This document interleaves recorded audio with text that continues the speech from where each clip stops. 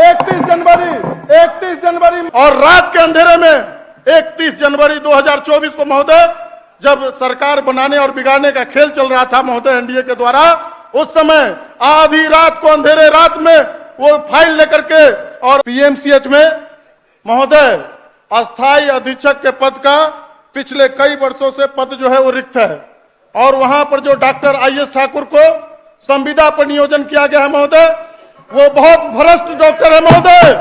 और इतना ही नहीं, वहां के जो अधीक्षक हैं उनके द्वारा स्वास्थ्य विभाग के आला अधिकारी को 25 लाख रुपया हर महीने उपहार स्वरूप दिया जाता है महोदय। 2022 में तत्कालीन मंत्री उस समय मंगल पांडे जी थे महोदय।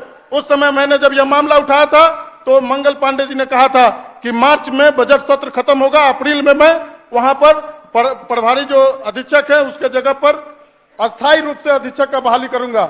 लेकिन आज तक महोदय अस्थायी अधीक्षक का पद रिक्त ही है। सुन लीजिए पहले क्या हुआ, सुनिए पहले आईएस ठाकुर के ऊपर आयुष्मान भारत में घोटाला किया गया, उसका आरोप है। 3 सदस्यीय कमेटी के द्वारा जांच लंबित है महोदय। और रात के अंधेरे में 31 जनवरी 2024 को महोदय, जब सरकार बनाने और बिगाड़ने का खेल चल रहा था महोदय एनडीए के द्वारा, उस समय आधी रात को अंधेरे रात में वो फाइल लेकर के और आला अधिकारी जो है आईएस ठाकुर को नियोजन पर रख लेते हैं संविदा पर महोदय। और एक चीज जान जाइए महोदय, आईएस ठाकुर के ऊपर कई सारे वित्तीय अनियमितता है, 31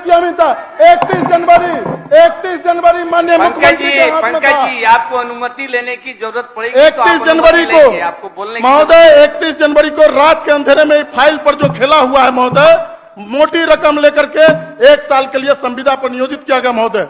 आप जान जाइए ये जांच का विषय है महोदय। आईएस ठाकुर को वित्तीय प्रभार दिया गया है महोदय, जबकि सरकार का संकल्प है सामान्य प्रशासन विभाग के द्वारा कि भाई जो संविदा पर रहेंगे उनको वित्तीय प्रभार नहीं देना है। वित्तीय प्रभार भी दिया गया। बगल के डेंटल कॉलेज, मैं भी एक दांत का डॉक्टर हूं महोदय, मुझे जनता के आशीर्वाद से पहली बार दांत के डॉक्टर के रूप में बिहार विधानसभा के सदस्य के रूप में यहां आने को मौका मिला महोदय। मैं दंत चिकित्सक भी हूं। डेंटल कॉलेज में जो पीडीसीएच है उसमें जो प्रिंसिपल का बहाली किया गया महोदय, वो भी संविदा पर है डॉक्टर तनोज कुमार, लेकिन उनको वित्तीय प्रभार नहीं दिया गया। वित्तीय प्रभार दिया गया पीएमसीएच के प्रिंसिपल को। अब समझ जाइए कि ये भेदभाव, आखिर पटना का इतना बड़ा बिहार का अस्पताल है पीएमसीएच, और उसमें जिस पद पर रखा गया अधीक्षक का पद बहुत महत्वपूर्ण होता है महोदय। आप समझ सकते हैं कि जिस समय तेजस्वी यादव जी पीएमसीएच गए थे और जांच किए थे, उनके आला अधिकारी उनको बचाने के लिए पूरा कसरत करने का काम किए, लेकिन उसके बावजूद तेजस्वी यादव जी ने उनको एक्सटेंशन नहीं देने का काम किया महोदय। और जैसे ही हम लोग सरकार से बाहर हुए, उनको रात के अंधेरे में दे दिया जाता है एक्सटेंशन, संविदा पर रख लिया जाता है।